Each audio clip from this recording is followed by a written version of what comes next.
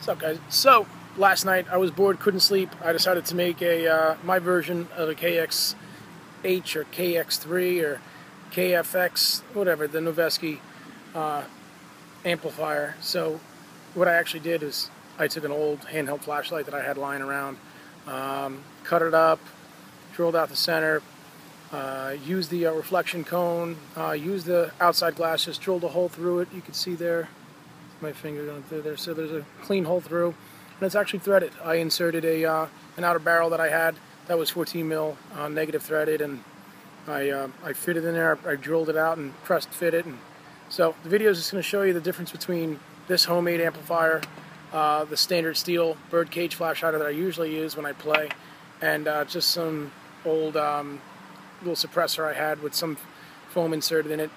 Really doesn't do anything, but I figured for this video it might be cool just to throw it on and see the difference between the three. Alright, so here we go. Alright, first I have the bird cage flash hider. I'm going to do two angles with each attachment. So I'm going to do one close up right here and then one from probably like, I don't know, like 15-20 yards. Alright, so bird cage. Full auto. Alright, next. Alright, I got the dumb suppressor. It's on there. So let's do that.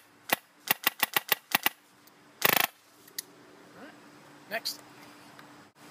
Alright, and my KX3 knockoff. KHF, whatever. It actually works.